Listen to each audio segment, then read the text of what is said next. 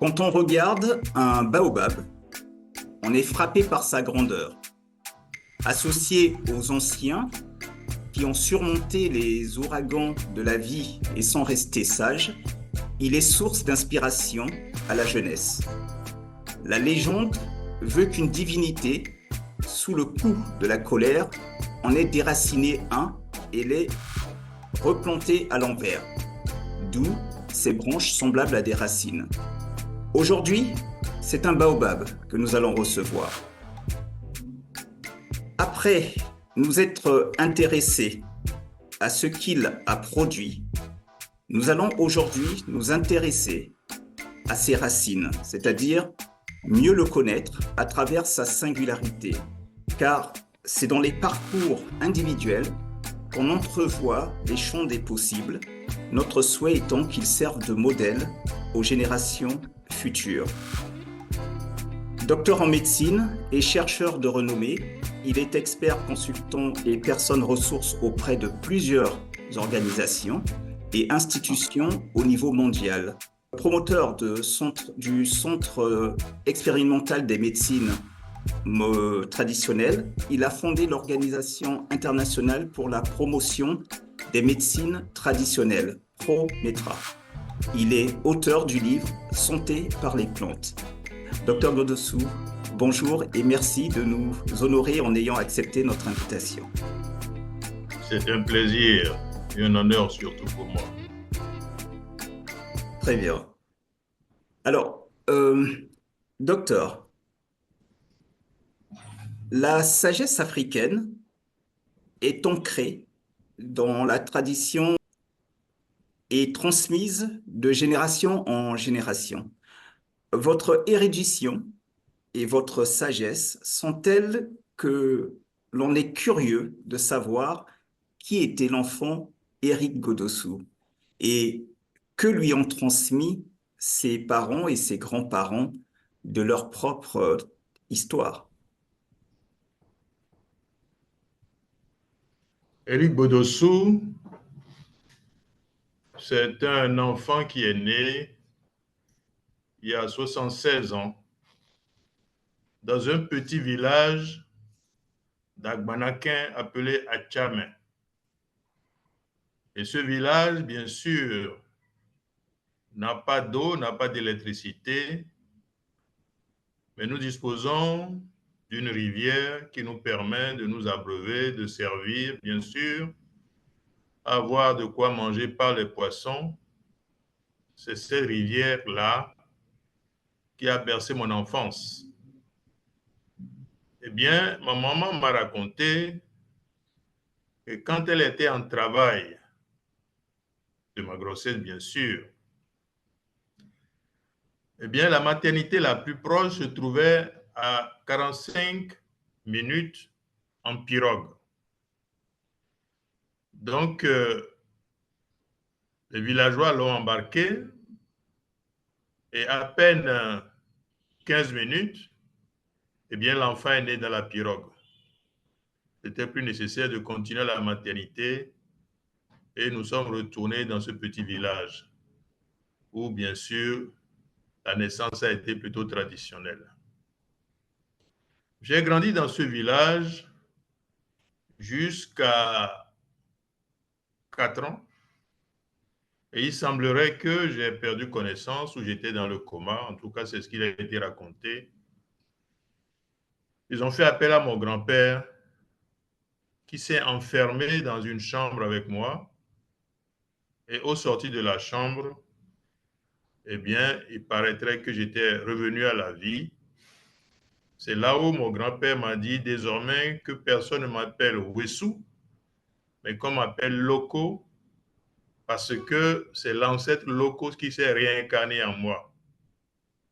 Et depuis, j'ai été appelé Loco au lieu de Wessou. Pourquoi Wessou? Lorsque vous êtes prince de notre lignée, le premier garçon s'appelle Wessou et le deuxième Loco. Mais c'est plutôt, comme je suis le premier garçon, naturellement, j'ai été appelé Wessou à la naissance. Mais après cette crise, eh bien, il a été prouvé que c'est l'ancêtre local qui est réincarné en moi. Et donc, j'ai été ressuscité, appelons ça comme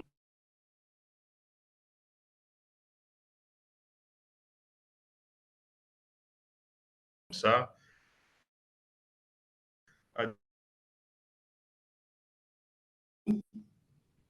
Et je peux dire que un jour, mon grand-père m'a dit, tue-moi ce porc-là. Il m'a donné une flèche.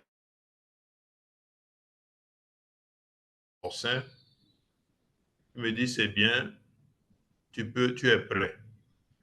Donc, c'est à partir de ce moment-là que mon papa, mon grand-père surtout m'a pris en charge à travers terre et mer, temple et forêt sacrée. Pendant des décennies, j'ai pu survivre beaucoup d'initiations, mais aussi et surtout, il m'a fait passer et m'a indiqué les réalités de la vie et de la nature. Je peux dire que l'alphabet de ce que je suis devenu a été implanté par mon grand-père, le père de mon père. Et ensuite, j'ai été pris en charge par d'autres sages qui m'ont façonné tout au long de ma vie. Quand il dit façonner, bien sûr, c'est de m'apprendre tout ce qui est ancestral, tout ce qui est manière de communiquer avec la transcendance, tout ce qui est communion avec les 4 éléments fondamentaux, mais aussi et surtout comment on peut être à l'école de la nature, comment on peut apprendre de la nature et de tout ce qui est dans notre milieu de vie. C'est ainsi qu'à l'âge de 7 ans, mon père m'a amené dans la capitale du Bénin, Porto-Novo, pour aller à l'école. Eh bien, à l'école, je pense que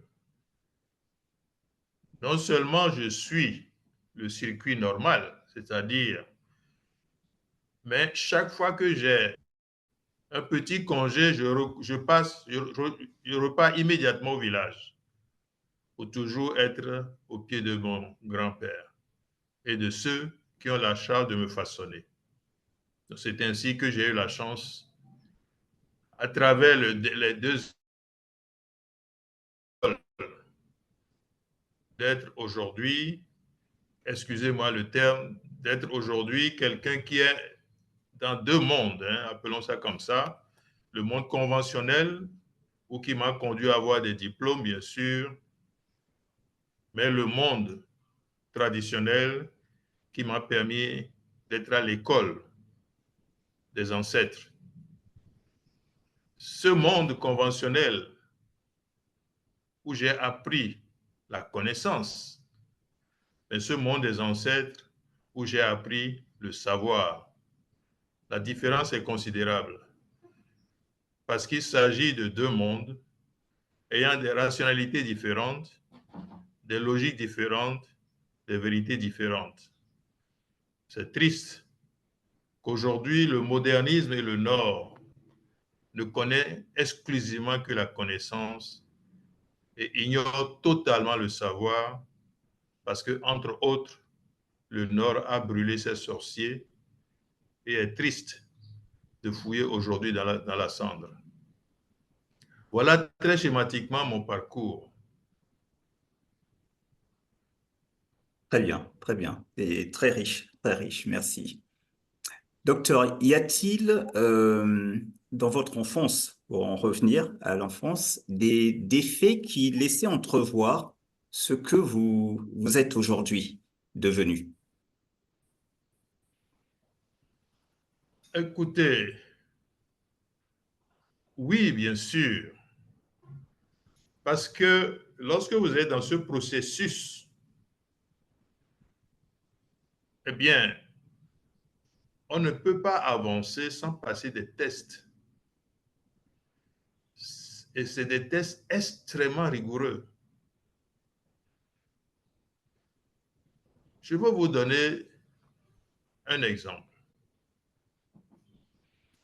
Mon grand-père me confie très tôt, j'étais jeune, à un sage qui m'amène dans la forêt avec lui. Eh bien, on se promène en toute fraternité, en toute amitié, bien qu'il soit capable d'être mon grand-oncle.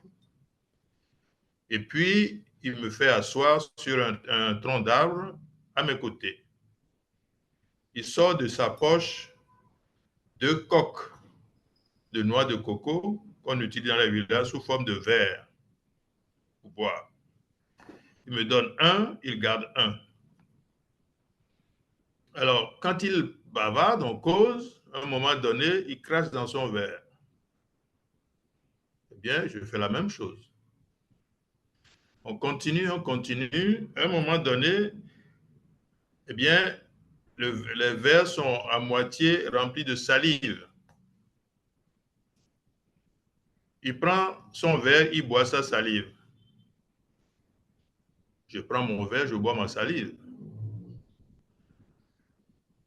Parce que ce qu'il attend dans ce test élémentaire, c'est de voir si en buvant ma salive, j'ai un visage d'amertume.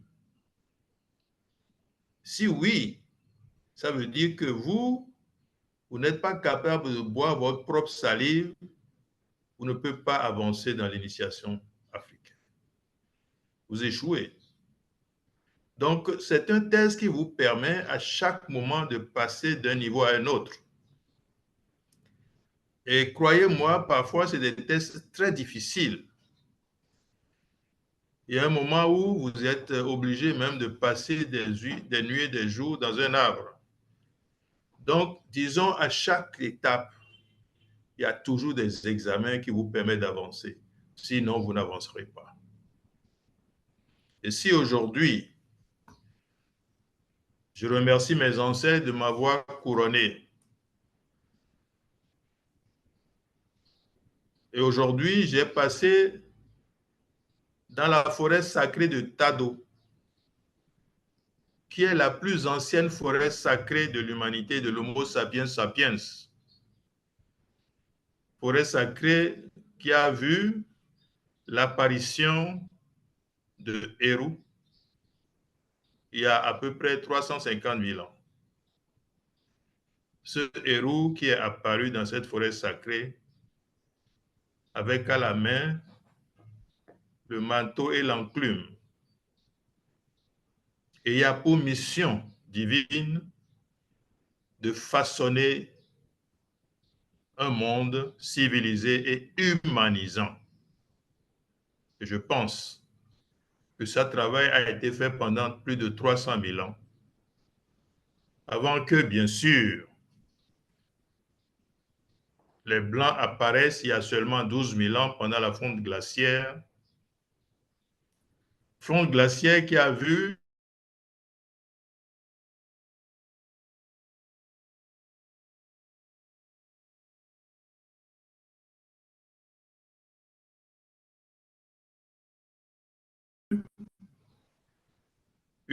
parce que pendant plus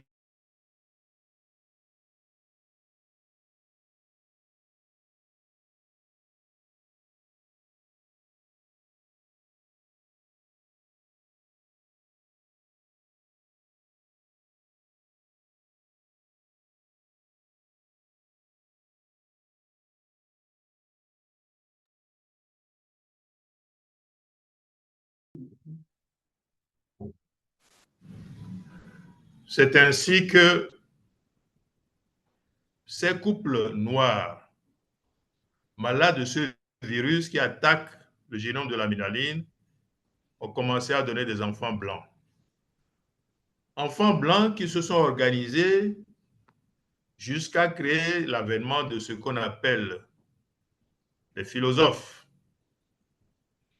Et ces philosophes ont commencé à avoir une nouvelle méthode de pensée. Vous le savez tous. Ils disent, par exemple, Je pense, donc je suis. C'est la catastrophe. En Afrique, nous n'avons jamais dit ça, nous.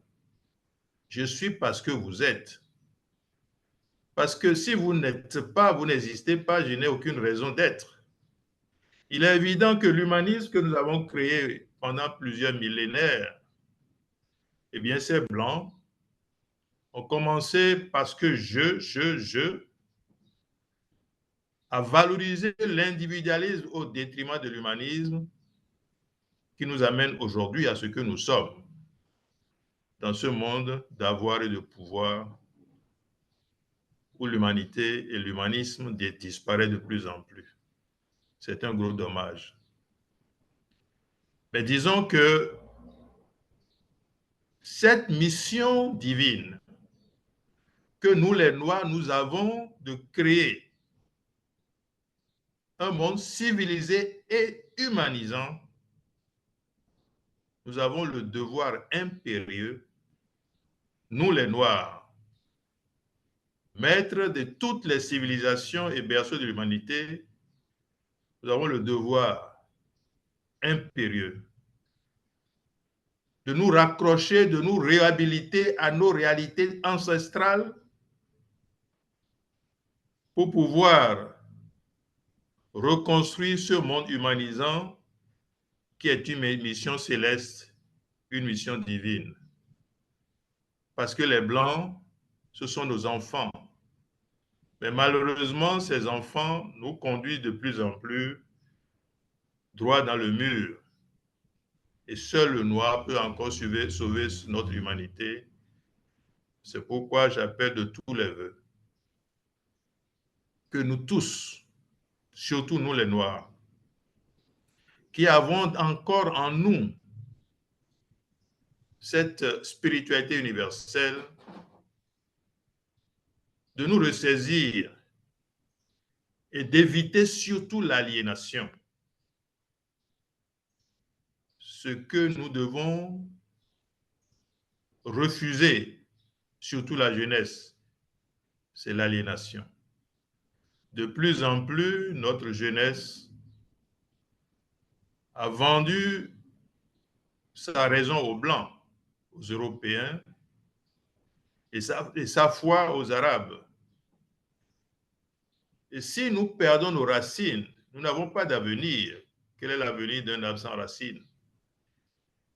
C'est pourquoi je crois que la jeunesse africaine doit aller à l'école des Blancs et doit être les meilleurs des meilleurs de cette école-là, mais il doit aussi être au pied de leurs grands-parents dans les villages, parce que nous, Africains, seuls les Africains peuvent avoir la capacité d'apprendre aussi bien la connaissance, le savoir, et permettre la rencontre de ces deux pour changer l'humanité et ramener un peu plus d'espoir aux hommes et à ce monde.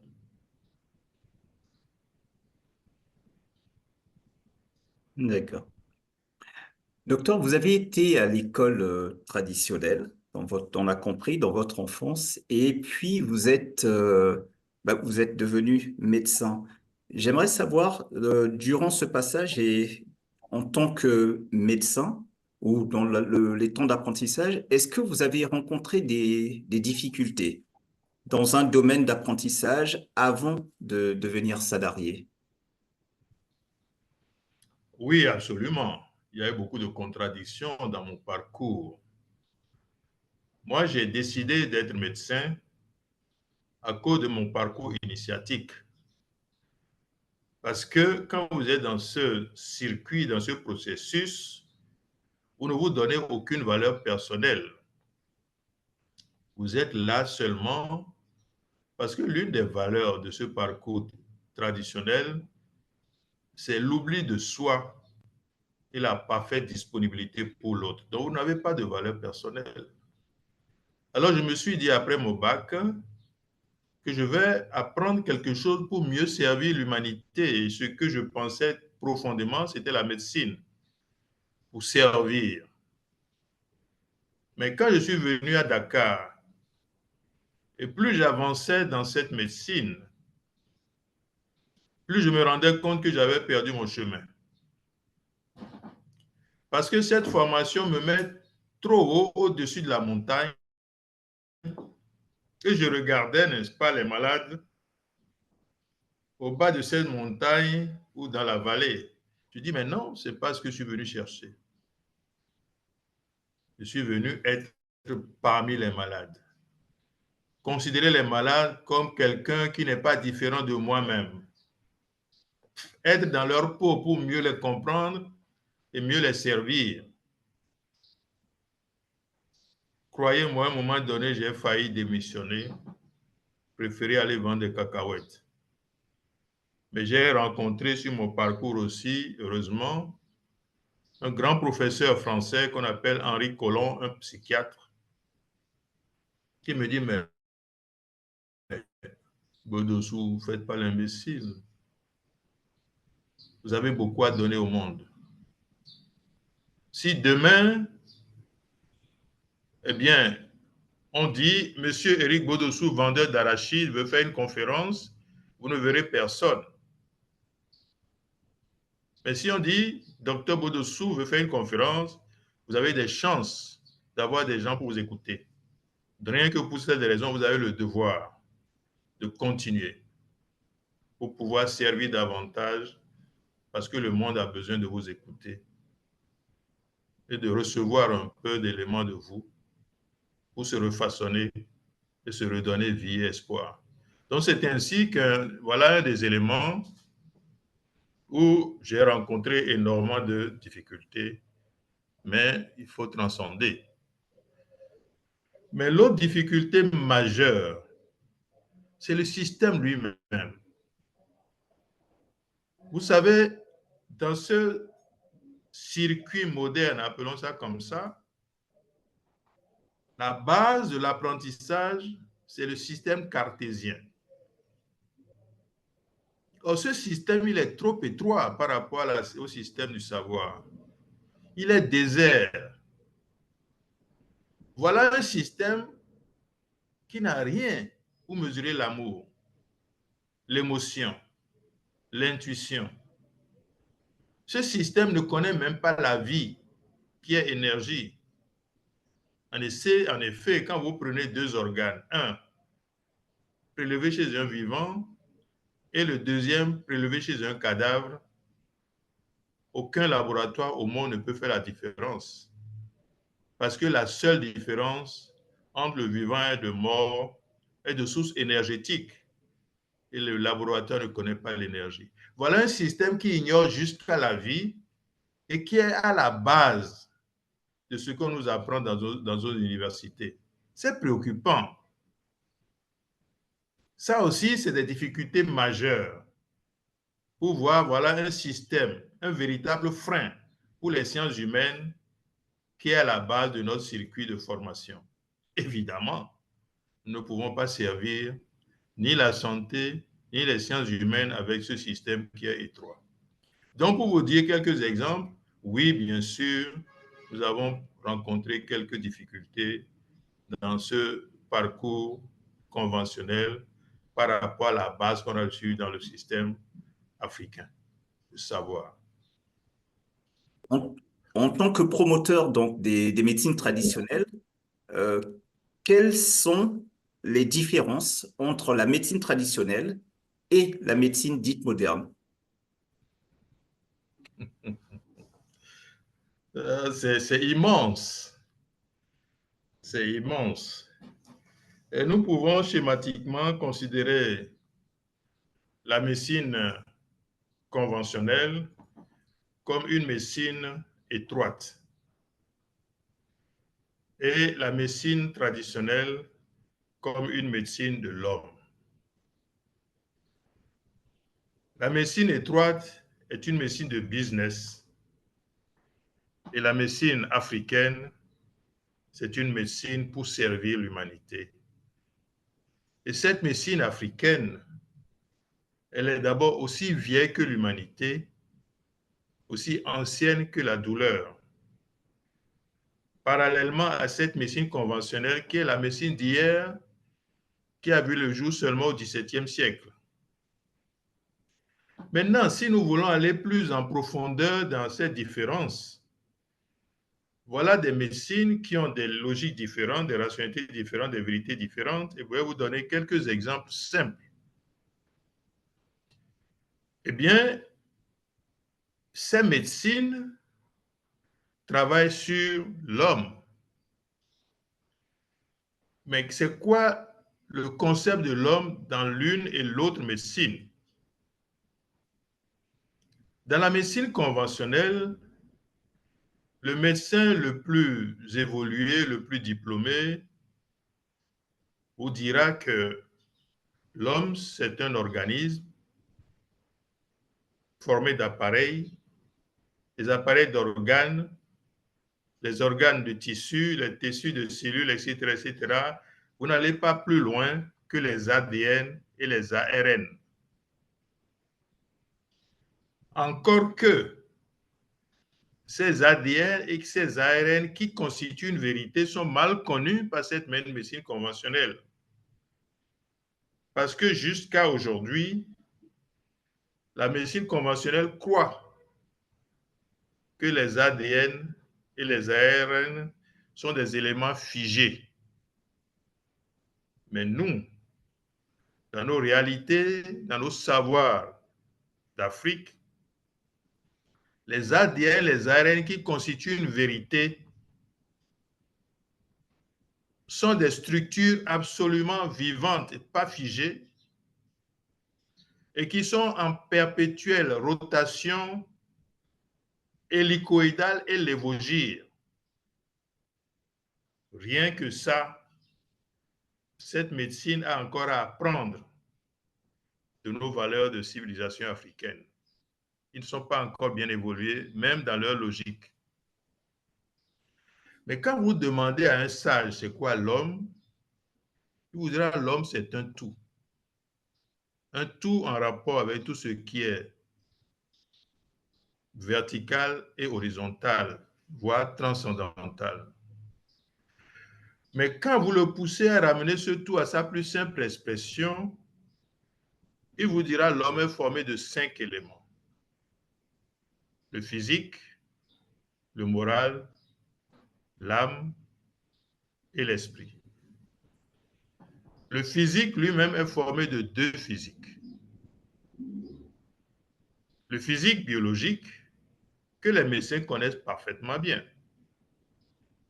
Mais il y a un deuxième physique, bioénergétique, bioluminescent, biomagnétique, complètement ignoré par la médecine conventionnelle, mais que nos guérisseurs connaissent parfaitement, en tout cas certains, et ils utilisent pour faire parfois des extractions d'arrêt dans une gorge, par exemple, sans bistouri.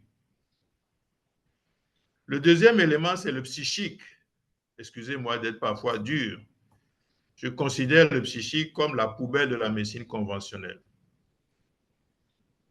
Vous êtes médecin, un malade vient vers vous, vous faites tout ce que vous êtes capable de faire, n'est-ce pas? Tout ce que vous pouvez, comme clinique et paraclinique.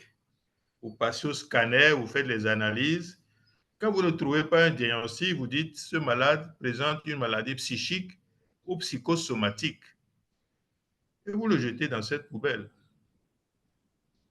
Mais comme l'homme se veut humain, eh bien, cette médecine conventionnelle a créé des détenteurs de cette poubelle qu'on appelle les psychiatres, enfin, toutes ces sciences en psy que nous connaissons. Mais malheureusement, ces détenteurs de ces sciences psy retombent dans l'erreur du système en donnant des comprimés, des piqûres à ces malades psy qui n'ont aucune maladie nécessitant une piqûre. Eh bien, c'est la limite de la connaissance. Il ne peut pas faire davantage. C'est pourquoi nous, dans notre pratique, eh bien, les psychiatres ne guérissent jamais. Ils donnent des comprimés ou des camisoles de force.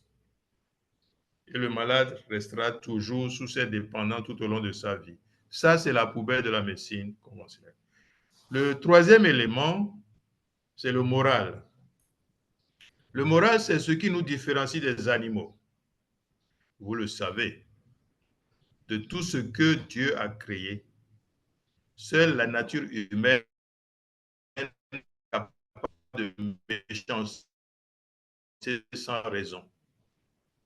À ce titre, pour contenir cette agressivité innée, c'est pourquoi nous avons créé à un moment donné, nous Africains, nous avons créé à un moment donné les religions et les lois.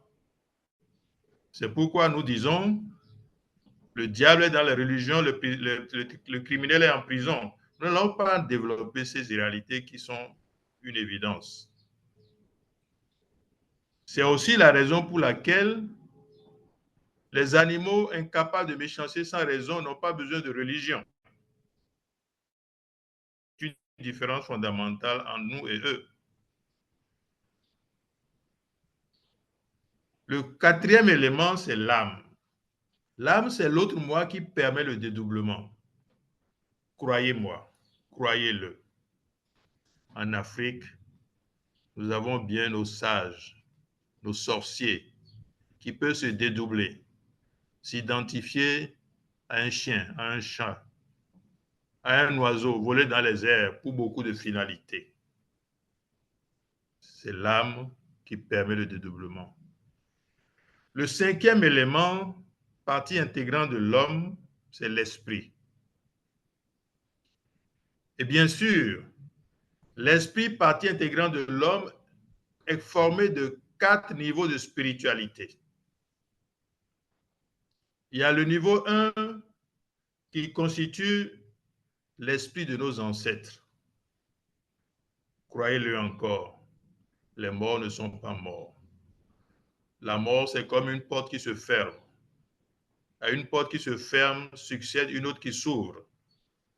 Nous avons cette habilité de va-et-vient à travers la réincarnation parce que nous ne sommes pas achevés et nous devons évoluer à travers des existences vers quelque chose de mieux.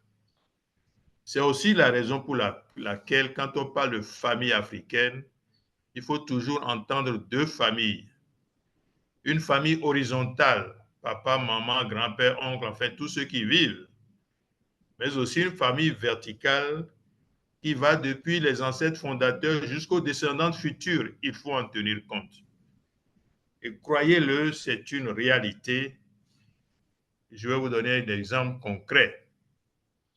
Je me suis permis d'amener aux États-Unis, en Caroline du Sud, en 1996, d'un Ndup 4 sénégalais. Le Ndup, c'est ce qu'on appelle les guérisons par la danse, la musique, le rythme et la transe. Eh bien, j'ai amené ces Ndup 4 aux États-Unis pour soigner les Américains chez eux. Et j'ai été émerveillé de voir que quand on faisait un rythme bambara, il y a des types de noirs qui tombent en transe. Quand on faisait un rythme lébou, c'est d'autres types qui tombent en transe. Ça veut dire quand même que 4 siècles d'esclavage et un siècle de colonisation n'ont rien changé dans ce qui est vie à travers la verticalité. Le deuxième niveau de la spiritualité, partie intégrante de l'homme, est constitué par un certain nombre d'esprits qui impulsent à notre planète la gération, la rotation. Je pense que les jeunes qui ont fait le magnétisme comprennent très bien que c'est à partir de la rotation qu'il y a la vibration. La vibration donne l'énergie et l'énergie est vie. Vous allez dans toutes les brochures universitaires de ce monde entier, vous ne trouverez pas la plus petite brochure qui parle d'énergie et vie. Vous voyez, la jeunesse a du travail. Voilà un domaine qui est vierge, qui nécessite des recherches sérieuses pour changer les bases de cette médecine de demain. Troisième niveau de la spiritualité, c'est ce que j'appelle la résonance morphique. C'était cette espèce de mémoire universelle collective. Je défie n'importe quel scientifique de me prouver que dans notre tête, il y a un centre de mémoire. Non. Le centre de mémoire de l'homme est exogène à ses manifestations physiques et se trouve dans cette histoire de mémoire universelle collective que j'appelle résonance morphique. Et enfin, le quatrième niveau de la spiritualité, partie intégrante de l'homme, est constitué par 256 esprits étudiés, connus, classifiés à travers une science qui se fait encore aujourd'hui dans la zone géographique qui va du Ghana, Togo, Bénin, au Nigeria, qu'on appelle le FA. Et chaque humain, blanc ou noir, vient forcément dans cette planète par le truchement d'un au moins des 256 esprits. Écoutez, quand nous arrivons, nous définissons le concept de l'homme dans la science conventionnelle et le concept de ce même homme dans la science africaine, vous voyez un peu la différence? C'est un monde, c'est tout un univers, ces deux concepts. Il est évident que le modernisme est trop étroit pour pouvoir savoir ce qu'est la maladie, savoir comment on va approcher ces malades pour leur réhabiliter leur équilibre qu'on appellerait santé. Donc, c'est des concepts différents. Aujourd'hui, je vous donne un deuxième exemple. Je pense qu'au niveau universel, on nous a appris en tant que médecins de regrouper les maladies en syndromes et les syndromes en symptômes. Mais quel est le plus important symptôme de la médecine conventionnelle? C'est la douleur. Mais au niveau conventionnel, au niveau traditionnel, pardon, la douleur n'est pas un symptôme du tout. La douleur est un signal. Parce que dans le circuit de savoir, si tout va bien, il n'y a pas de douleur. Quand il y a douleur, ça veut dire qu'il y a quelque chose qui ne va pas bien quelque part.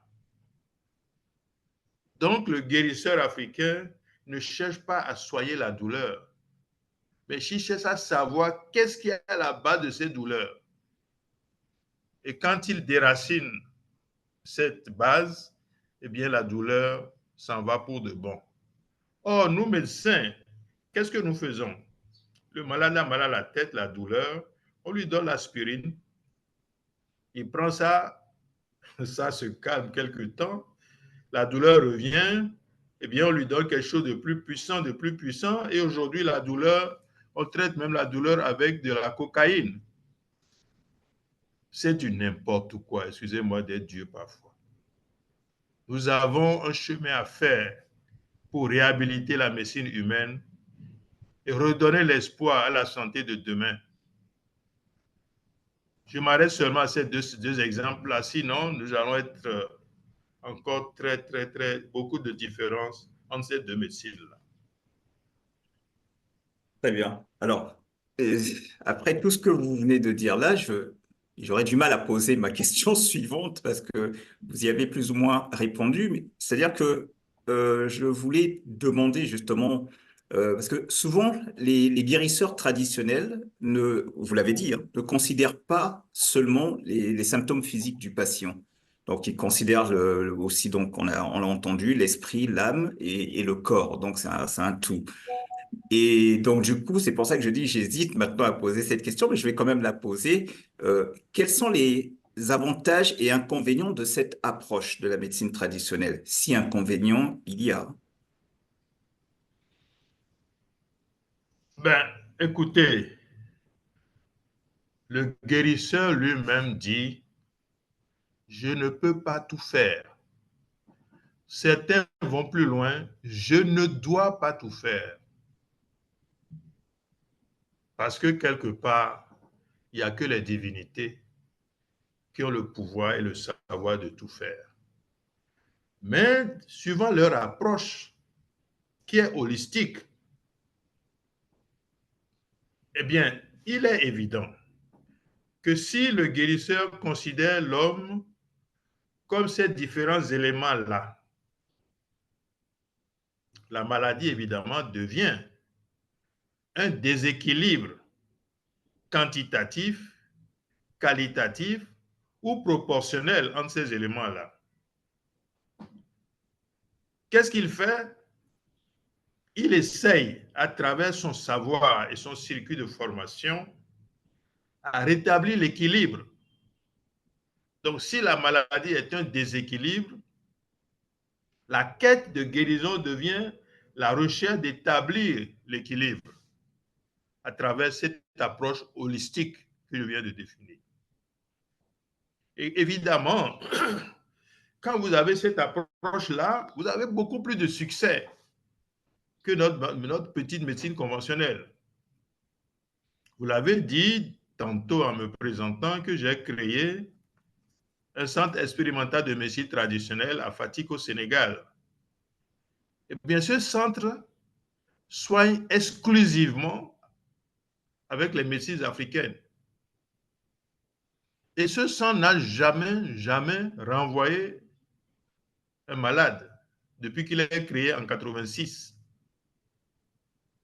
Et ce centre reçoit même des malades sur brancard et hospitalise des gens dans ce centre-là. Je touche du bois, nous n'avons pas encore un seul décès. Mieux, chaque 10 ans, nous faisons l'évaluation des résultats sur la base des données conventionnelles. Toutes maladies confondues, ce centre a 65% de guérison totale et 25% d'amélioration quantifiable. C'est quand même 90% de bons résultats. Aucune structure conventionnelle au monde n'a ce résultat-là. Alors que nous, médecins, nous reconnaissons déjà que 65% des maladies sont psychiques ou psychosomatiques, domaine dans lequel nous sommes limités. En plus de ce domaine limité, imaginez combien de flopées d'autres domaines où on n'a pas de solution du tout. Par exemple, toutes les maladies virales n'ont pas de solution en médecine conventionnelle. Alors que parallèlement, pratiquement toutes les maladies virales ont des solutions en médecine traditionnelle africaine. Donc, je pense que la médecine traditionnelle n'a pas 100% de réussite. Mais en matière de succès, ce n'est pas comparable par rapport à cette médecine étroite, limitée, qui est plus une médecine de business, une médecine d'avoir qu'une médecine de l'homme.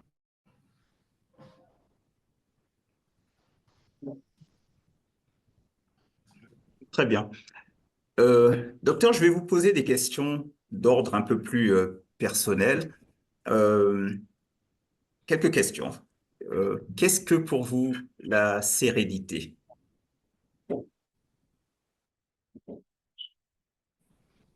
La sérénité, elle est d'abord individuelle avant d'être collective. Je pense qu'il faut d'abord, en tant qu'individu,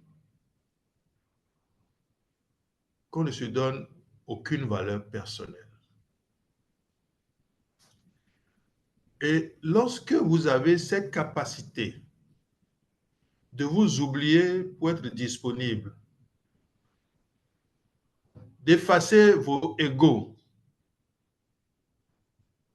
en ce moment, écoutez, ça va être difficile que quelque chose d'humain vous perturbe.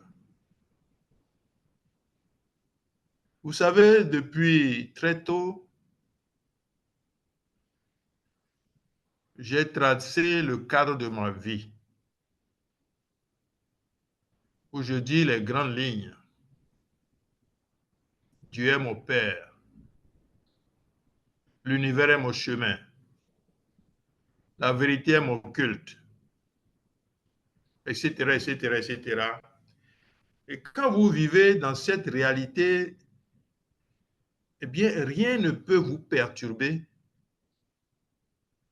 parce que quel que soit ce qui vient d'un humain, qu'on dirait, appelons ça comme ça, pour vous nuire ou pour vous toucher d'une manière ou d'une autre, ça ne peut pas vous toucher, ça ne peut pas vous affecter, encore moins votre sérénité, parce que de manière fondamentale, vous l'avez déjà défini comme seul capable de méchanceté sans raison. Donc s'il est méchant, c'est sa nature.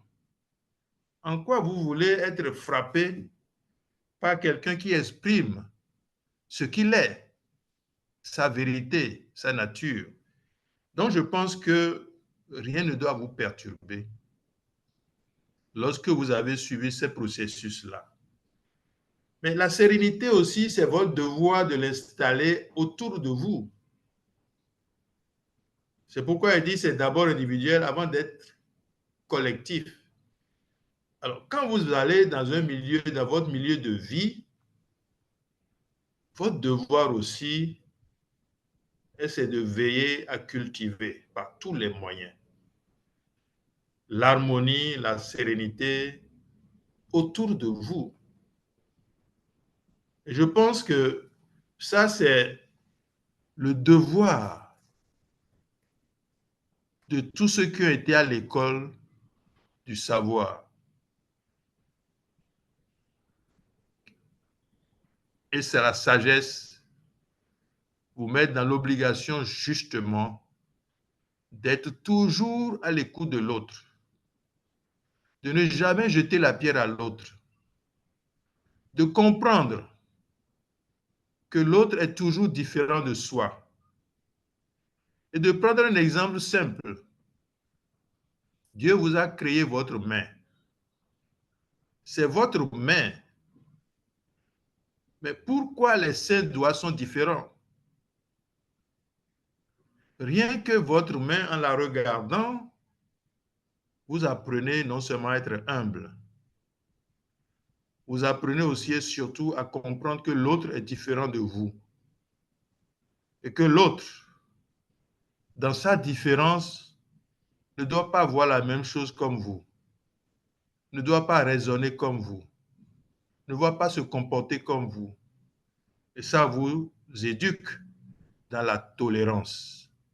Et la tolérance est fondamentale pour cultiver l'harmonie et la sérénité autour de soi. Et aider aussi l'autre à grandir un peu et éviter qu'il soit toujours là à dire pourquoi ça, pourquoi ça. Mais pourquoi ça? Parce que l'autre n'est pas toi. Il ne faut pas dire parce qu'il me fait ça, je ne peux pas l'accepter. Mais il n'est pas toi. Il est différent de toi, donc il ne peut pas avoir les mêmes réactions devant les mêmes problèmes que toi. Donc je pense que c'est un devoir de sage. D'abord lui-même, dans son humilité, dans son oubli de soi,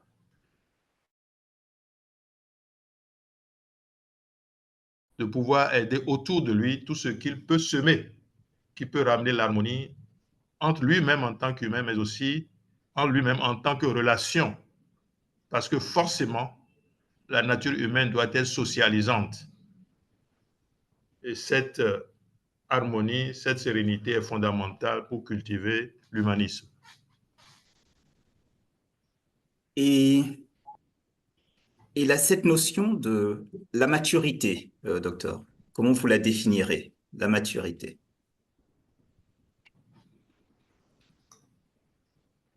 La maturité pour moi, c'est de passer d'une étape A à une étape B. Étape B qui, de manière fondamentale, doit être meilleure hier qu'aujourd'hui et demain qu'aujourd'hui. C'est-à-dire, si vous êtes aujourd'hui ce que vous êtes, et ça fait partie même de l'éducation qu'on nous donne au niveau maternel, dans le processus du savoir. L'enfant qui est moins que ses parents doit être jeté à la mer. L'enfant qui est comme ses parents est un mauvais enfant. L'enfant doit être mieux que ses parents. Donc la maturité, c'est l'amélioration graduelle pour être aujourd'hui mieux qu'hier et demain mieux qu'aujourd'hui, dans un sens, pas de compétition. Parce que c'est fondamental, il faut faire très attention dans les approches. Autant dans ce système moderne, appelons ça comme ça, on définit le Nord comme une société qui produit des techniques et des biens. Une société qui cultive le jeu. Alors que l'Afrique, c'est une société qui produit des hommes. La différence est considérable. Donc l'évolution ou la maturité dans un système n'est pas la même que dans l'autre. Parce que dans l'un qui produit les techniques et les biens, c'est la culture du jeu. C'est le jeu, le jeu, le jeu, le moi, le moi, le moi. Évidemment, quand vous cultivez le jeu, vous cultivez forcément le narcissique, le narcissisme, le sadomasochisme. Et c'est le monde d'aujourd'hui en réalité. Alors que dans le monde africain noir,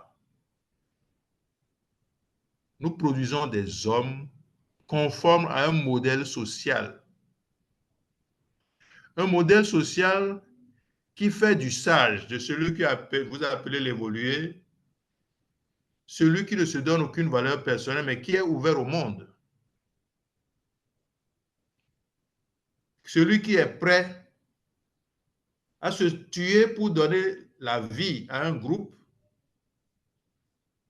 alors que au niveau du Nord, leur évolution, c'est de tuer le groupe pour se maintenir en vie. Vous comprenez, c'est des logiques complètement différentes. C'est pourquoi, dans certaines dimensions, quand vous parlez de raisonnement, il faut bien situer dans quel monde vous êtes pour permettre une meilleure compréhension. Docteur, la réincarnation est-elle un concept africain? Ce n'est pas seulement un concept africain, c'est une réalité humaine que certaines civilisations ont perdu à travers les âges. La nature humaine, vous savez, si vous permettez, je vais chanter une chanson.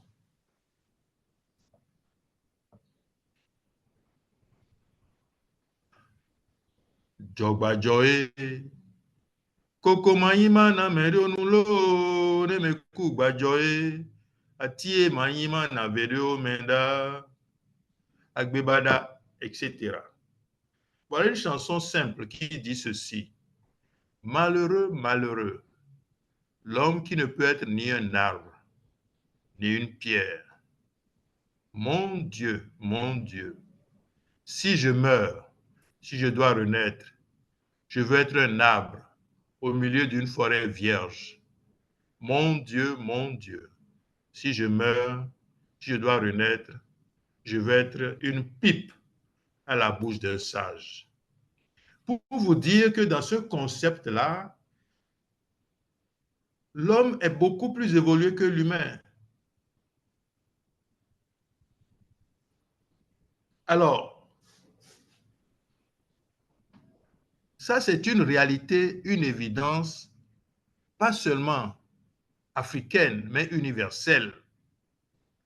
La nature humaine étant capable de méchanceté sans raison, c'est une nature inachevée. Et ce petit intervalle entre la naissance et la mort. Si nous la considérons comme l'existence, Dieu même n'a plus de sens. Si je nais aujourd'hui et puis 10 siècles, 10 décennies maximum, ou 9 décennies, je meurs, et si c'est ça, c'est fini, mais quel sens il a Dieu? Et croyez-moi, j'appartiens à un moment donné à ce qu'on appelle l'Association internationale énergie et vie. Et nous faisons des expériences qui montrent qu'avant de naître, on vivait et après la mort, on vit. Et aujourd'hui, aussi bien en pays sérère, au Sénégal, qu'en pays Popo au Bénin, il y a des expériences que l'on fait sur les femmes à utérus maudit. Ça veut dire des femmes qui font des avortements à répétition ou des morts-nés à répétition. Au troisième enfant qui meurt, il y a un rituel spécifique que l'on fait. Avant d'enterrer l'enfant, on lui fait une cicatrice, une marque sur le cadavre. Quelque temps après, cette femme tombe enceinte et donne naissance à un enfant ayant cette cicatrice-là. Et cet enfant ne meurt pas à bas âge.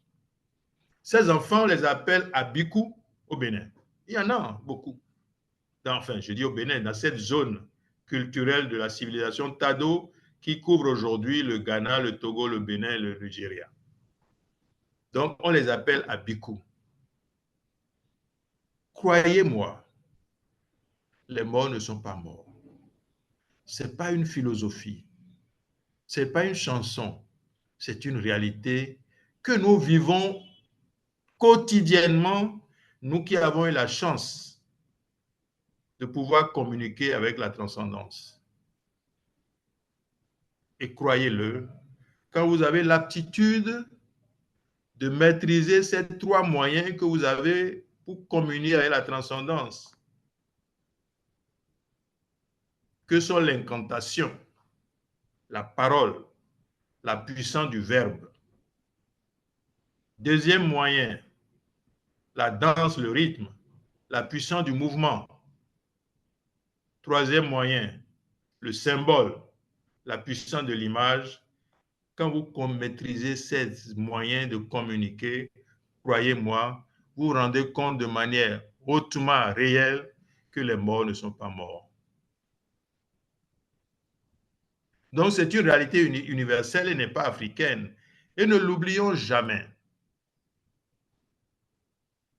Pendant plus de 300 000 ans, tous les continents étaient noirs. Donc les Blancs sont nos enfants qui sont venus seulement il y a 12 000 ans. Donc la réincarnation est une réalité universelle. Et nous vivons en communication permanente avec ceux qui nous ont quittés.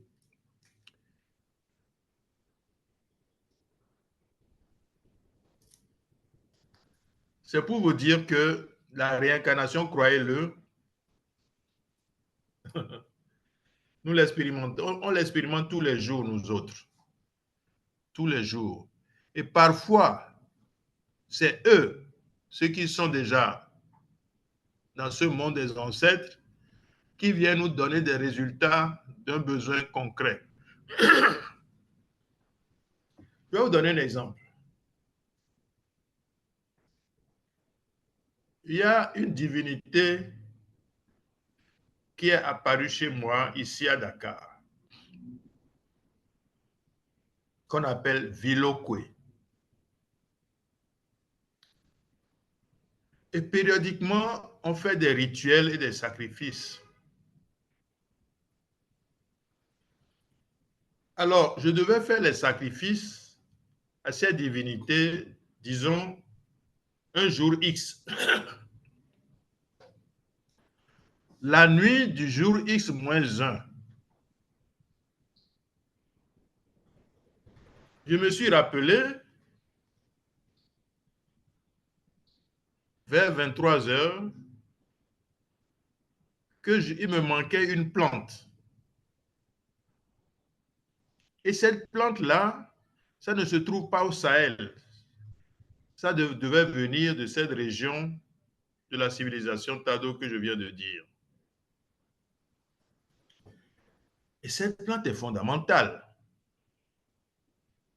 Je dis, ben écoutez, je me suis dit, c'est pas la peine, je vais reporter le rituel. Tant pis, tous ceux qui vont venir, je vais leur dire, je suis désolé, je ne peux pas faire le travail à moitié.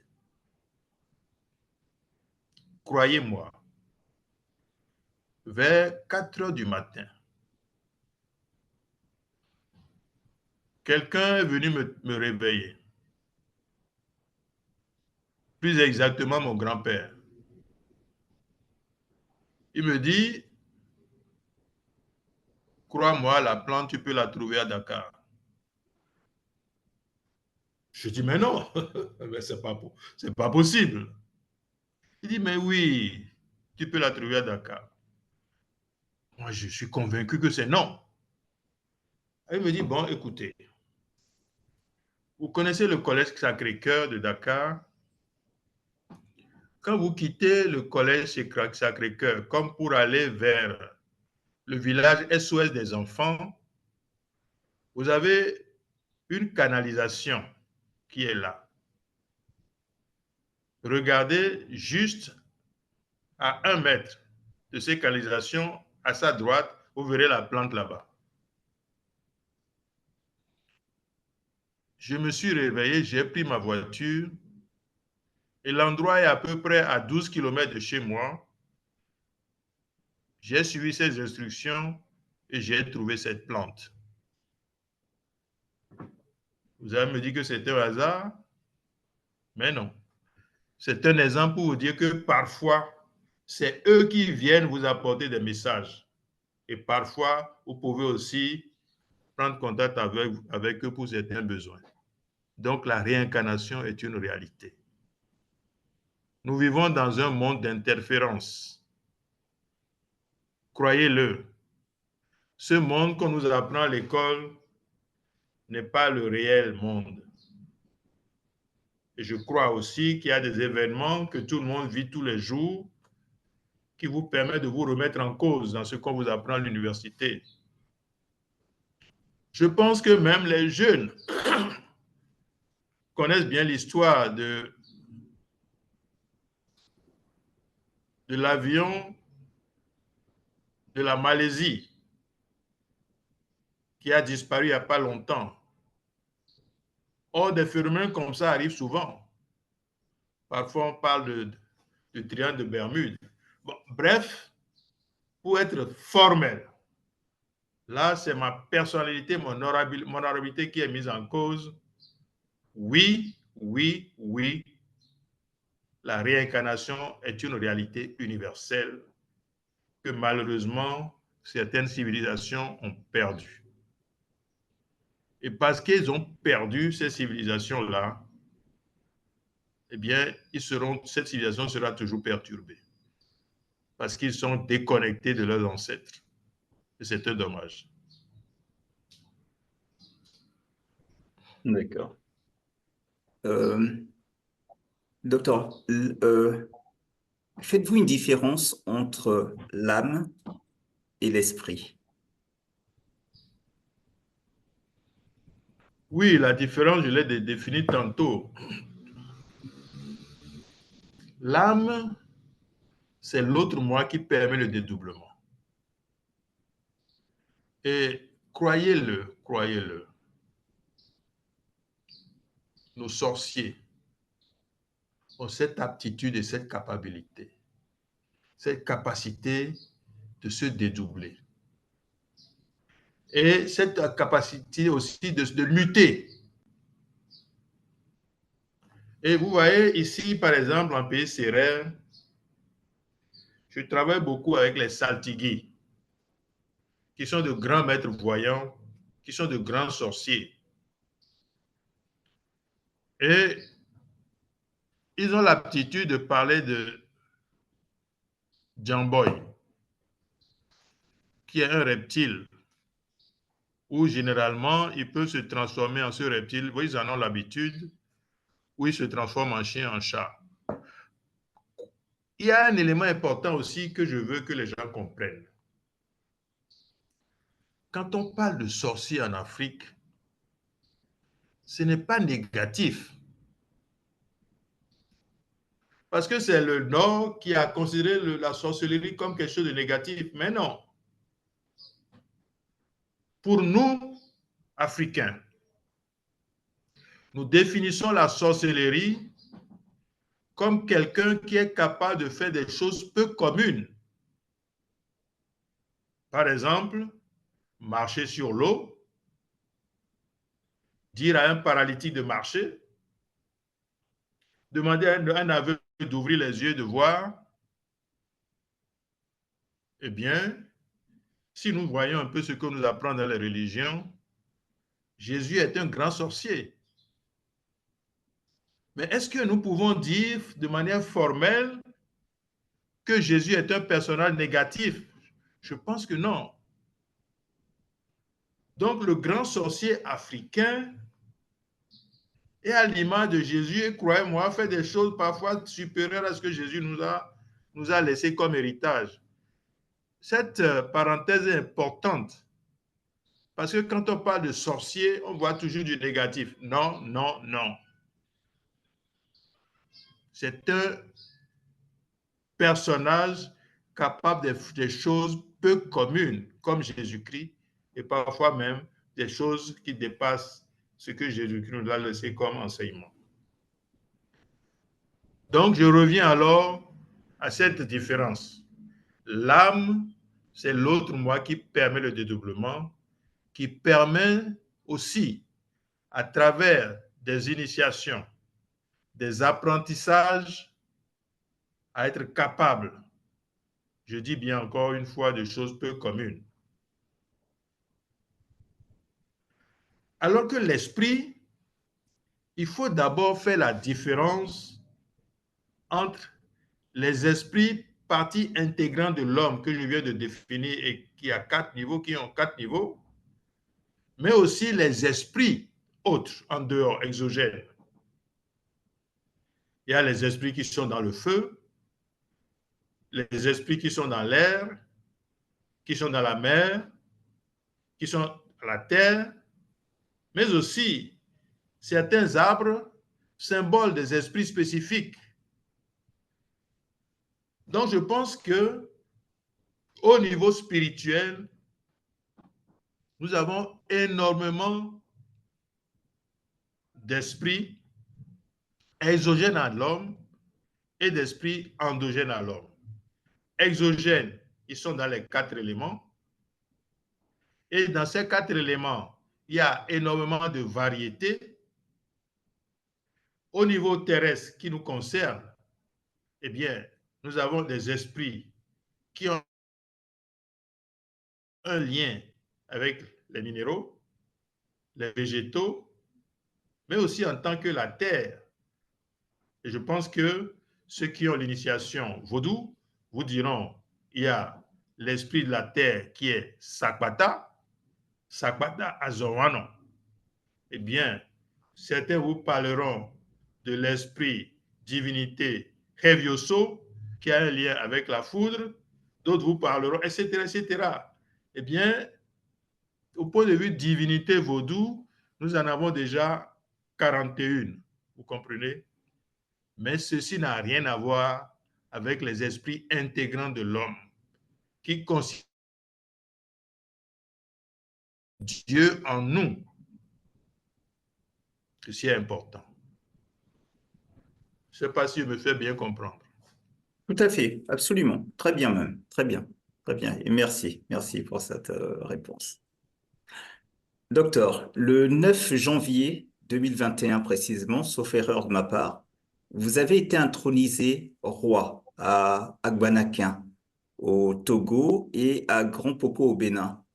Pourriez-vous nous expliquer, je dirais à nous, Africains aliénés aux codes et repères occidentaux, la valeur est le rôle des rois dans nos républiques, entre guillemets?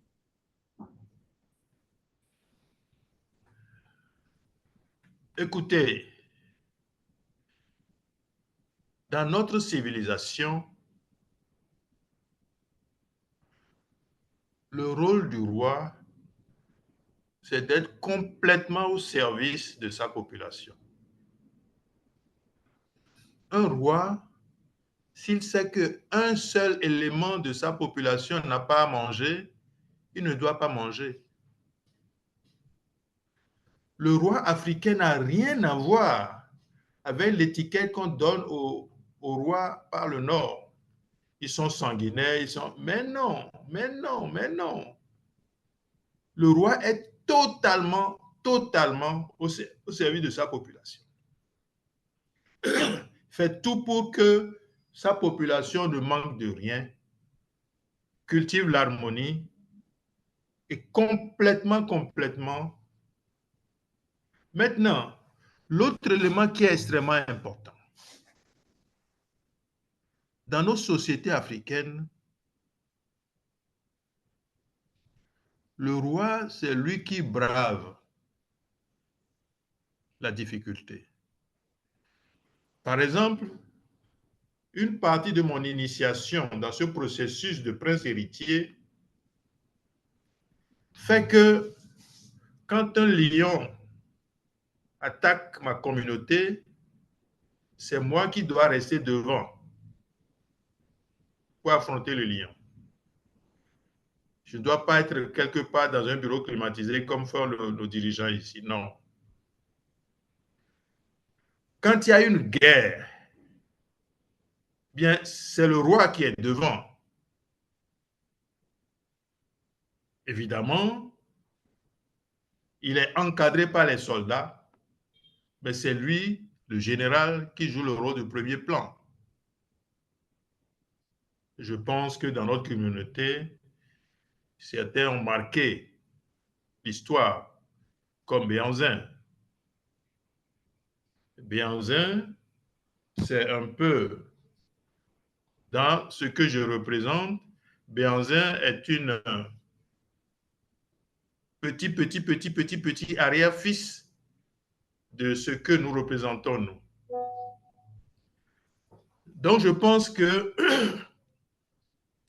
ce qui se passe dans nos sociétés africaines, quand on retourne bien en arrière, les rois ont tellement permis l'évolution de leur société, l'acquisition de savoir, de techniques, de technologies, jamais égalée jusqu'à nos jours. Je sais que quand je dis ça, les gens vont se dire, mais quoi? Mais l'histoire aujourd'hui, au moins de l'Égypte,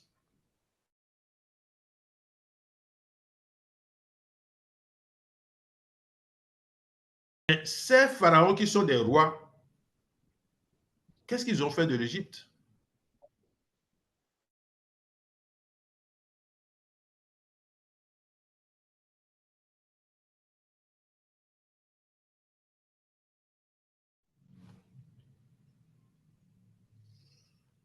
Alors, je disais que ce que l'histoire nous a permis de connaître aujourd'hui, c'est l'histoire de l'Égypte.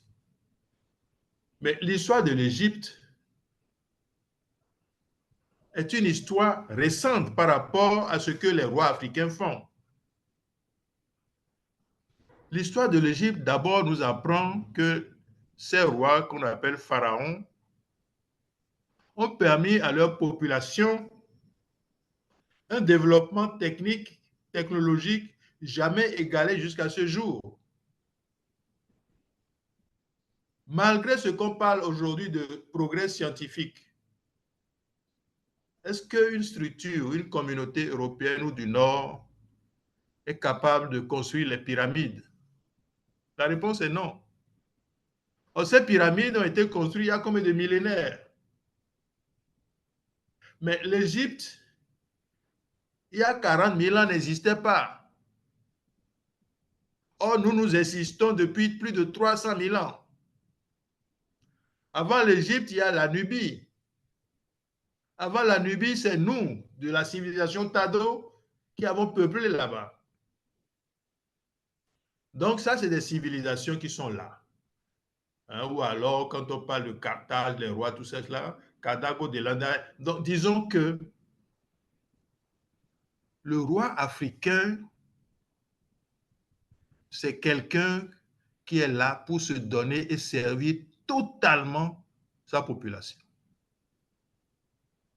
Et permettre à sa population l'émancipation dans sa sagesse la plus énorme, où le moi n'existe pas, où on fabrique des hommes conformes à un modèle social, des hommes qui cultivent pas la compétition, mais l'union et l'harmonie, le respect mutuel, la construction. Et on a fait des progrès énormes dans beaucoup de dimensions. Évidemment, aujourd'hui, on nous enseigne que Hippocrate, un exemple, hein, est le père de la médecine. Soyons sérieux. Quand Imhotep avait créé la médecine, le grand-père de Hippocrate n'était même pas connu. Donc, disons que les Occidentaux, dans leur quête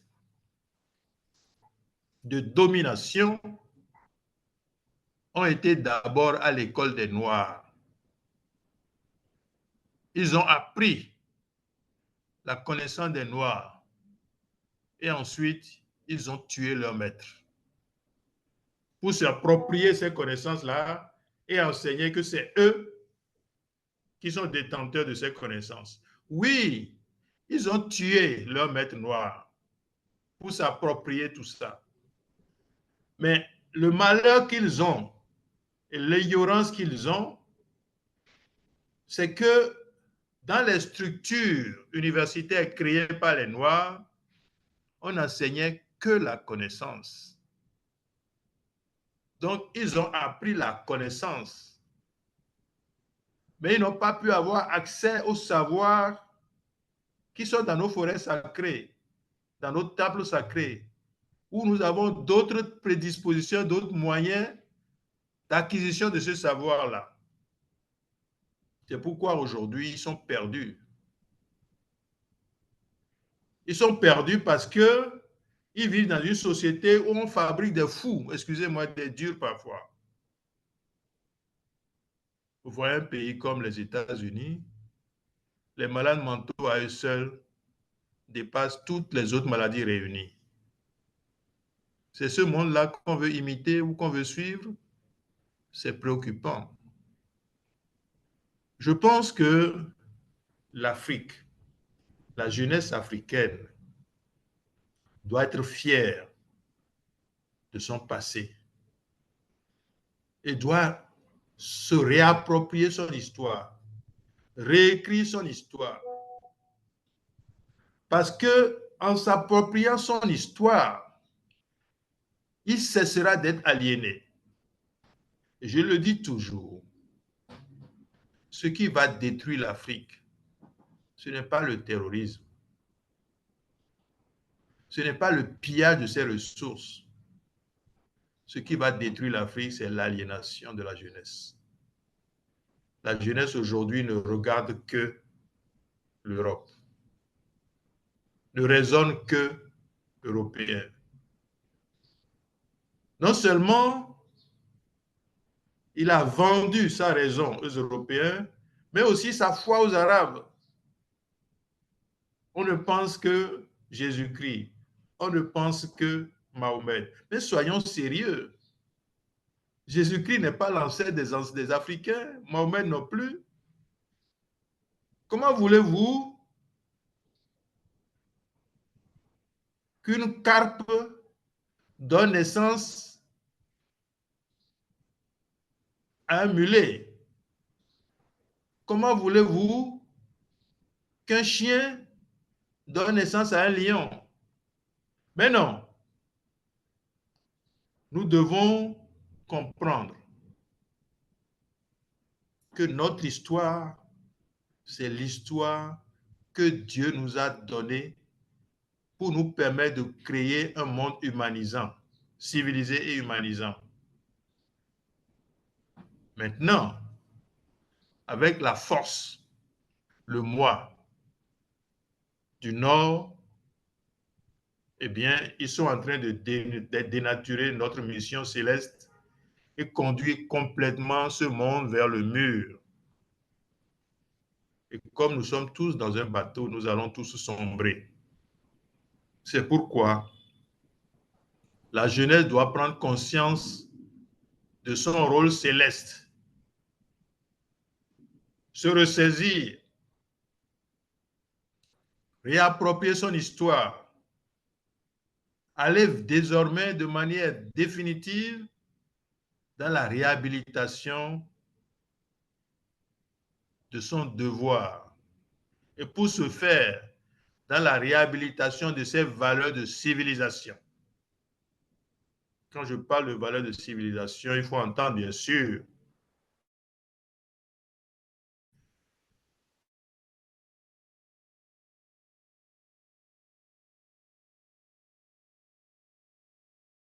africaine. Il faut entendre, bien sûr, la réhabilitation de ces nombreuses sciences ou de l'homme. Quand je parle de réhabilitation, il faut aussi penser à revoir les aspects pratiques de la spiritualité universelle. Ceci est très important parce que ce monde qui est complètement perdu, si nous voulons donner encore de l'espoir à notre humanité, il faut réhabiliter la spiritualité universelle et mettre cette spiritualité universelle au cœur de nos vies. Seule possibilité que nous avons aujourd'hui de ramener l'harmonie entre les corps physiques et les corps subtils pour permettre au monde d'évoluer vers quelque chose de plus humain, de plus sain, et permettre à notre monde de suivre pourquoi Dieu l'a créé. Parce que nous avons tout ce qu'il faut pour faire ensemble ce que j'appelle le bon cosmo-finaliste. Il y a un monde qu'on appelle Atlantide. Voilà une communauté de manière commune et sélective et autonome et totale a fait son bon cosmo-finaliste. Parce que faire son bon cosmo-finaliste, c'est aller dans un monde que certains appellent au-delà, chacun l'appelle comme eux, comme il veut, mais aller vers quelque chose qui vous met au-delà des contraintes de l'espace et du temps. C'est ça notre histoire. Et c'est ça notre finalité. Mais on n'est pas là, n'est-ce pas, à continuer à suivre ce que les Blancs veulent bien nous imposer comme manière d'être. Je suis désolé, si vous ne m'arrêtez pas, je vais parler jusqu'à demain. Mais justement, c'est que vous êtes tellement profond que je ne veux pas arrêter pour capter le maximum. Mais je comprends effectivement le temps également. Docteur, on dit que l'on peut changer une vie juste en manquant un autobus. Pensez-vous que ce soit exact? Ça dépend. L'autobus, quelle est sa finalité? Vous pouvez prendre cet autobus et perdre la vie parce que ça peut faire un accident. Vous pouvez prendre cet autobus pour arriver à une finalité qui va vous essayer de vous repoissonner positivement. Et si vous le manquez, ça peut vous être peut-être préjudiciable à ce que votre devenir. Donc, disons, ça dépend. On peut manquer et être sauvé sa vie. On peut manquer aussi et être retardé dans son évolution. on peut manquer aussi pour d'autres finalités. Tout dépend. À ce moment-là, tout est relatif de ce qu'on attend de ce bus-là. D'accord. Ben écoutez, docteur, on tend vers la fin et j'aimerais aborder quelque chose d'un peu plus ludique, on va dire. Euh, je vais vous proposer un petit jeu, le jeu des contraires. Je sais que c'est justement c'est contraire à de mon point de vue, c'est contraire à la vision, à la manière de penser africaine, parce qu'on on ne pense pas en termes d'antagonisme, devrais-je dire. Mais je vais vous demander quand même de vous prêter à ce jeu. Je vais vous donner 6 mots. Je vais vous donner 6 mots et selon vous, vous allez me donner pour chacun d'entre eux l'inverse. Si je dis la vie,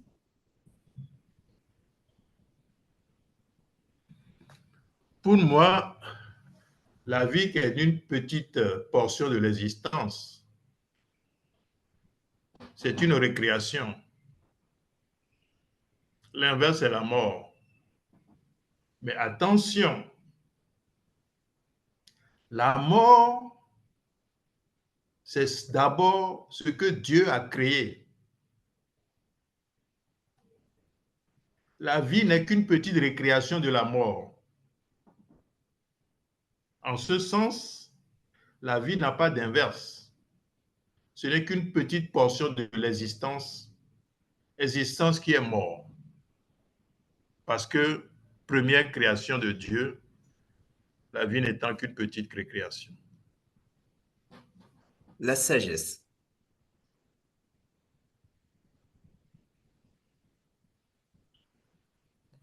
Le contraire de la sagesse,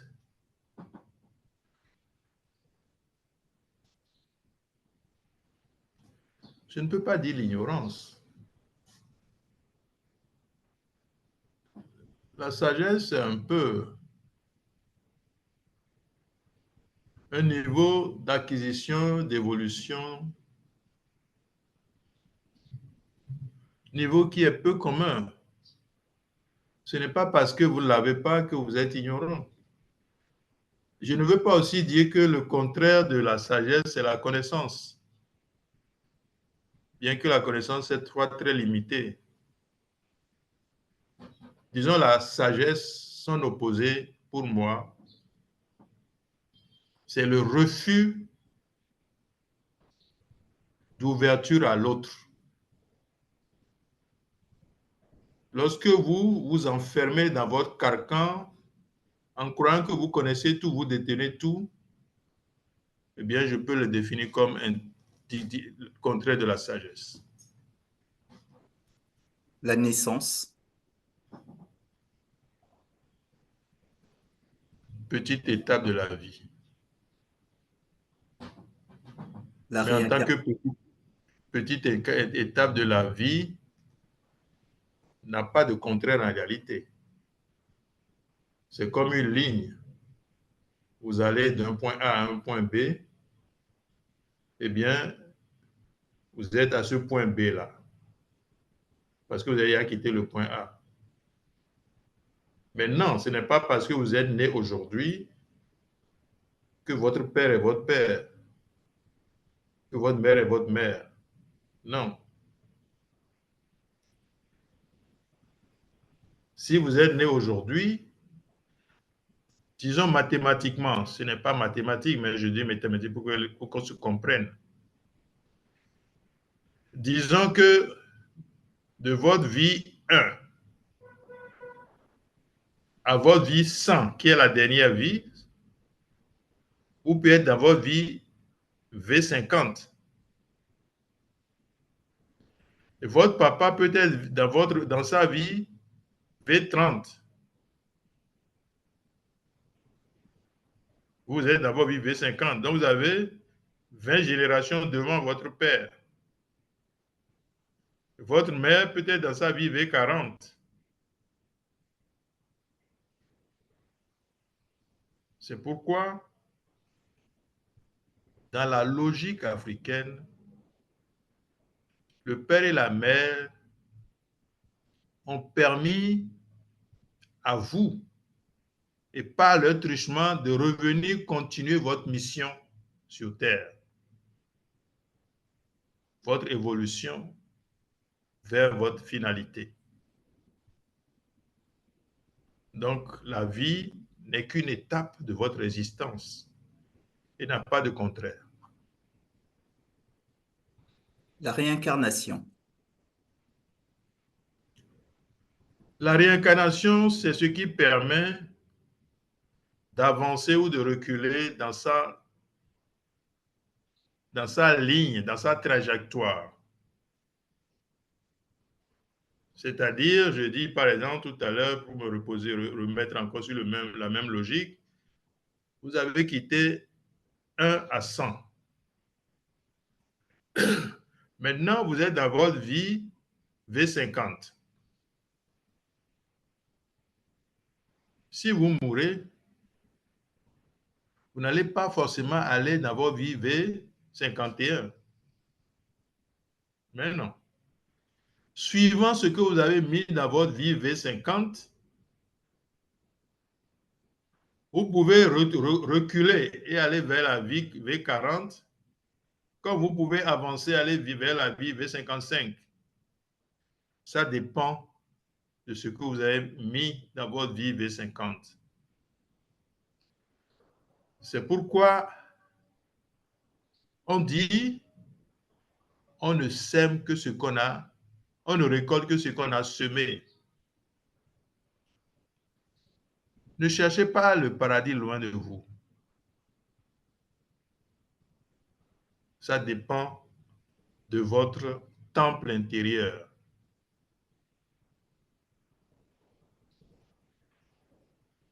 Il y a, par exemple, des gens qui ont passé leur vie à mentir à leur population. Surtout nos présidents africains, pour ne pas aller loin. Ils mentent à leur population, ils se servent de leur population et les populations acclament, applaudissent partout sur leur passage. Mais quand ils vont mourir, ces gens vont forcément, après leur mort, s'ils doivent se réincarner, ils doivent être forcément un clochard ou un voleur.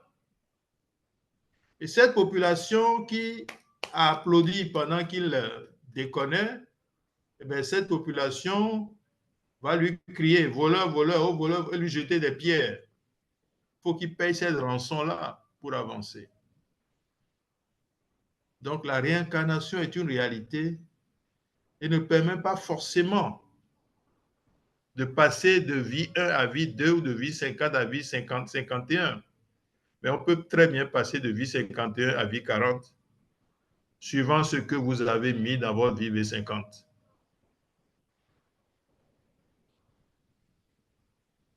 D'accord. Le vent. Le vent, c'est un des éléments qui a permis à Dieu de créer la vie. Et nous le savons tous, ça fait partie des 4 éléments. Mais quand on dit vent, c'est l'air en mouvement. Mais le vent aussi est très, très, très utilisé dans nos savoirs africains. Vous savez, nous n'avons pas, nos ancêtres n'avaient pas besoin de téléphone pour communiquer avec quelqu'un d'autre de l'autre côté de l'océan. Nos ancêtres n'avaient pas besoin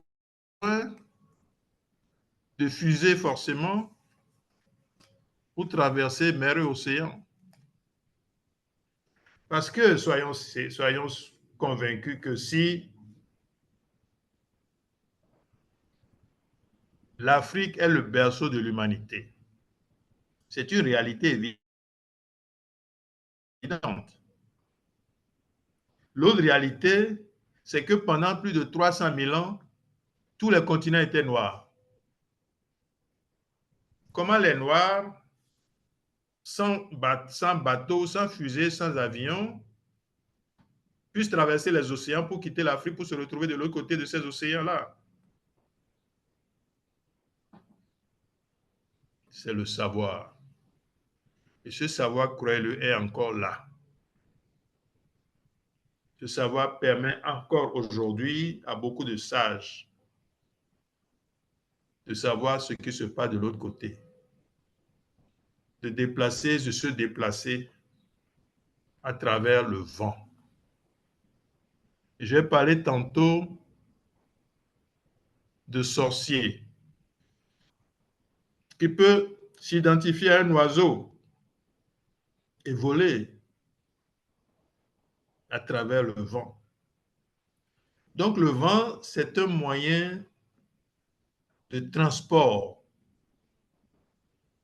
un moyen de conduction d'énergie qui a été utilisé depuis la nuit des temps jusqu'à nos jours par les sages africains. Mais aussi, c'est aussi utilisé comme moyen d'enseignement, un moyen de traitement, mais aussi un moyen de communication avec la transcendance. C'est un véhicule. En tout cas, dans nos apprentissages, on fait énormément appel au vent. Et je crois que dans mon processus initiatique,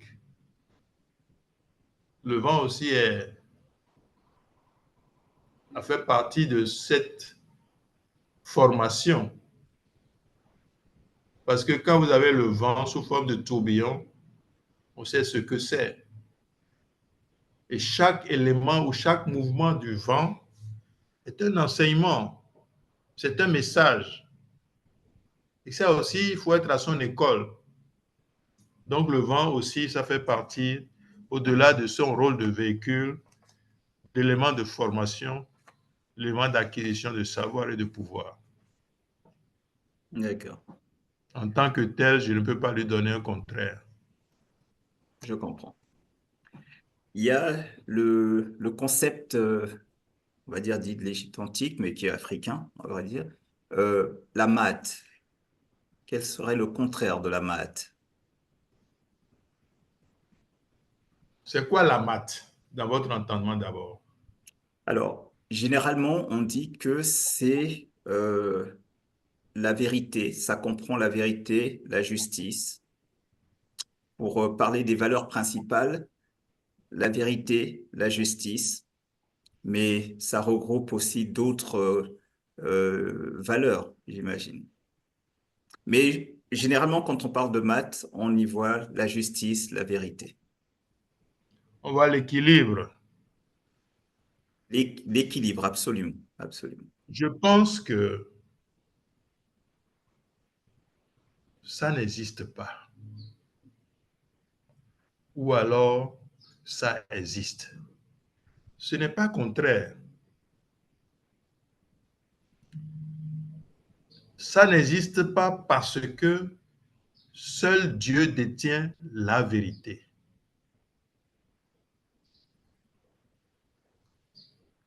Et la vérité que Dieu détient, c'est comme un cake, un gâteau, qu'il a effrité dans le monde entier en des petits morceaux de ce gâteau. Et chaque civilisation en détient une petite partie. C'est pourquoi il dit, ça n'existe pas parce que c'est Dieu qui tient. C'est absolu. Ça existe aussi parce que chacun de nous a une petite portion. Ça veut dire, il y a plusieurs vérités. Et dans ce concept de chacun détient un petit morceau de la vérité qui est suprême et qui est divine, l'Afrique d'aujourd'hui, la jeunesse d'aujourd'hui, a le devoir de collecter ces petites vérités, essayer de les regrouper autant que possible pour reconstituer ce gâteau qui est la vérité et changer ce monde et permettre à notre humanité d'évoluer vers quelque chose de plus lumineux, de plus humain. De plus humain aussi, mais aussi de plus harmonieux. Sinon, eh bien, nous allons continuer à aller droit dans le mur. Alors, de manière générale, docteur Godossou, êtes-vous inquiet pour l'avenir de l'humanité? Très, très, très inquiet. Très inquiet, non pas à cause du comportement du Nord, parce que le Nord, c'est son rôle. Le Nord ne connaît que ça. La méchanceté sans raison, le pouvoir, la puissance, l'argent. Mais ce qui me rend inquiet de l'évolution de cette humanité, c'est l'aliénation de la jeunesse africaine. C'est ça qui me rend vraiment inquiet. Parce qu'il n'y a que cette jeunesse qui peut sauver l'Afrique et qui peut sauver l'humanité. Mais si cet espoir de l'humanité qu'est la jeunesse africaine est perdu, je suis inquiet. Très inquiet. Mais je pense que si cette jeunesse, à un moment donné, face au mur, a été interpellée par l'instinct, parce que quand on suit l'évolution de notre humanité, face à la catastrophe, il y a l'instinct humain qui nous interpelle. Peut-être qu'à un moment donné, cette jeunesse, face à cette catastrophe qui sera imminente, va regarder derrière, va regarder les choses anciennes, les choses de leurs ancêtres, avec des yeux nouveaux pour reconstruire demain. Je suis inquiet, mais j'espère, j'ai de l'espoir.